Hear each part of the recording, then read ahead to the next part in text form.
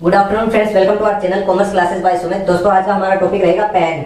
It means permanent account number. सबसे पहले इसकी डेफिनेशन की बात करें तो are you looking for buying a car और a property, are you looking for investing in share market और ओपनिंग ए बैंक अकाउंट। आप गाड़ी खरीदने के बारे में विचार कर रहे होंगे या कोई प्रॉपर्टी खरीदने के बारे में विचार कर रहे होंगे, या आप अपना पैसा है वो शेयर मार्केट में इन्वेस्ट करने की भी सोच रहे हो सकते हो, या आप कोई बैंक अकाउंट खोलने की सोच रहे हो। तो ये सब करने के लिए आपको क्या जरूरत पड़ेगी? आपको एक डॉक्यूमेंट की जरूरत पड़ेगी। One document that you need for each of these activities. इन सभी एक्टिविटीज, इन सभी क्रियाकलापों के लिए आपको एक दस्तावेज की जरूरत पड़ेगी जिसे हम पैन कार्ड कहते हैं। पैन कार्ड की जो फुल फॉर्म है वो आपके सामने permanent account number. Permanent account number यानी कि pan issued by income tax department. Pan card को कौन जारी करता है? इनकम टैक्स डिपार्टमेंट जारी करता है। Is one of the most important document nowadays. आज के समय में ये बहुत ही महत्वपूर्ण दस्तावेज है। आज के टाइम पे एक बहुत ही महत्वपूर्ण दस्तावेज के रूप में यूज किया जाता है। जितने भी हमारे इंडिविजुअल है, जितनी भी हमारी एंटिटीज है, उनके जितने भी फाइनेंशियल ट्रांजैक्शन है वो सब इस पैन कार्ड से जुड़े हुए रहते हैं। और इसका जो रिकॉर्ड रहता है, इसका जो डिटेल रहता है वो इनकम टैक्स डिपार्टमेंट के पास रहता है। तो आज के टाइम पे ये पैन कार्ड है बहुत ही महत्वपूर्ण डॉक्यूमेंट है और इन सभी एक्टिविटीज के लिए इस पैन कार्ड की जरूरत पड़ती है। अब बात करते हैं कौन इसके लिए एलिजिबल है, यानी कौन इसके लिए अप्लाई कर सकता है। Furnish A return of income. अगर इनकम टैक्स को रिटर्न फिल करता है, भरता है, तो वो पैन के लिए अप्लाई कर सकता है। इकोनॉमिक या फाइनेंशियल ट्रांजैक्शन करता है, कोई भी इकोनॉमिक या फाइनेंशियल ट्रांजैक्शन करता है तो वो भी पैन के लिए अप्लाई कर सकता है। वॉलंटरली अप्लाई फॉर पैन, और स्वेच्छा से भी कोई पैन कार्ड के लिए अप्लाई कर सकता है। अब बात करते हैं पैन कार्ड की आवश्यकता कहां कहां पर पड़ती है। देखिए, अगर हम कोई व्हीकल है, कोई सेल कर रहे हैं या परचेज कर रहे हैं तो हमें पैन कार्ड की आवश्यकता पड़ेगी।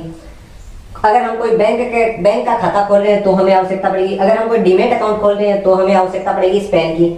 अगर हम कोई क्रेडिट या डेबिट कार्ड जारी कर रहे हैं, ठीक है, तो उसके लिए भी हमें पैन की आवश्यकता पड़ेगी। अगर किसी होटल या रेस्टोरेंट में हमने परचेज किया, खाना वगैरह खाया और बिल बना हमारा 50,000 से ज्यादा का, तो भी हमें पैन की जरूरत पड़ेगी। अगर हमने 50,000 रुपए कैश डिपॉजिट करवाए, जमा करवाए 50,000 से ज्यादा, तभी हमें पैन की आवश्यकता पड़ेगी। अगर हमने फॉरेन कंट्री में 50,000 से ज्यादा का मतलब कैश से पेमेंट कर दिया तो भी हमें पैन कार्ड की आवश्यकता पड़ेगी। अगर हमने म्यूचुअल फंड में 50,000 से ज्यादा का इन्वेस्ट किया, मतलब पेमेंट किया है, तो भी हमें पैन की आवश्यकता पड़ेगी।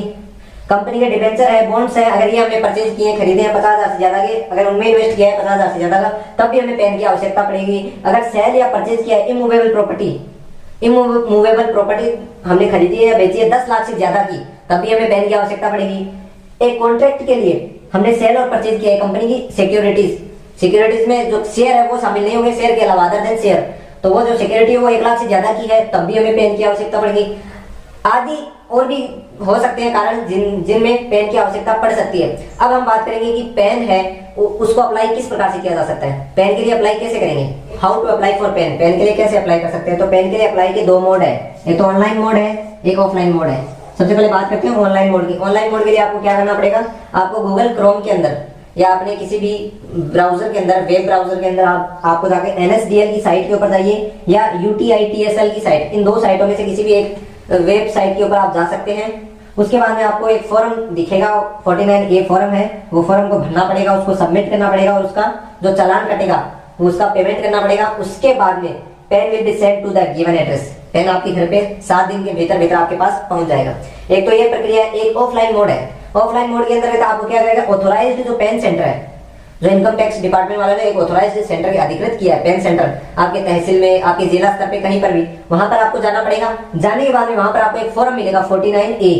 उस फॉर्म का नाम है 49A, याद रखिएगा, उस फॉर्म का नाम है 49A। उस फॉर्म को आपको भरना पड़ेगा। उसके ऊपर 2 फोटो, आधार कार्ड की कॉपी, राशन कार्ड की कॉपी, ड्राइविंग लाइसेंस, आपके पिताजी का वोटर आईडी की कॉपी या उनके आधार कार्ड की कॉपी, वो साथ में अटैच करनी पड़ेगी। आवश्यक दस्तावेज अटैच कर दीजिए। और वहां पर जो चार्ज लिए जाते हैं 150 रुपए, 200 रुपए, 250 रुपए, जो भी वहां पर चार्ज लिया जाता है वो चार्ज आपको देना पड़ेगा, उसका पेमेंट करना पड़ेगा। उसके बाद में 10 दिन में या 8 दिन में या 7 दिन में आपके घर पर वो पैन कार्ड आपके पास पहुंच जाएगा।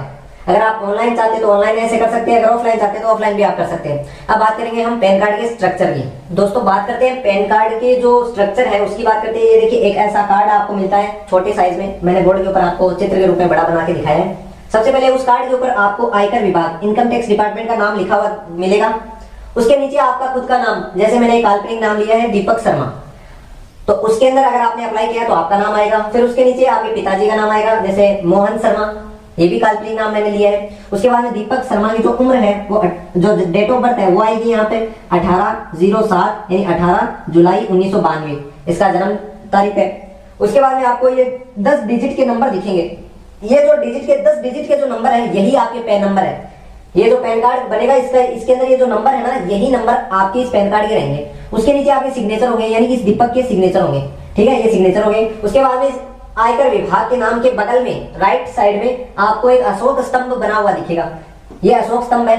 उसके जस्ट राइट में आपको गवर्नमेंट ऑफ इंडिया यानी भारत सरकार के नाम लिखे हुए मिलेंगे हिंदी और इंग्लिश में। उसके ठीक नीचे सत्यमेव जयते का एक छोटा सा स्टिकर लगा हुआ आपको मिलेगा, और उस स्टिकर के नीचे आपको आपकी फोटो दिखेगी, यानी दीपक शर्मा की यहाँ पर आपको फोटो दिखेगी। तो ये स्ट्रक्चर है पैन कार्ड का। समझने की चीज है वो बता देते हैं। ये जो 10 डिजिट के जो नंबर है पैन कार्ड के, यानी पैन नंबर होते हैं ना, वो 10 डिजिट के होते हैं। इसके अंदर जो स्टार्टिंग के जो 3 डिजिट होते हैं वो तो ए से लेकर जेड तक की जो हमारी एबीसीडी होती है उसके 3 अंक कोई भी हो सकते हैं। जैसे इसके अंदर है LAG, तो वो कोई भी नंबर हो सकते हैं। ठीक है, उसके बाद में जो चौथा नंबर आता है, जो तो चौथा डिजिट है, जो 4th डिजिट है, P लिखा हुआ है यहाँ पे, यानी कि दीपक शर्मा एक इंडिविजुअल है।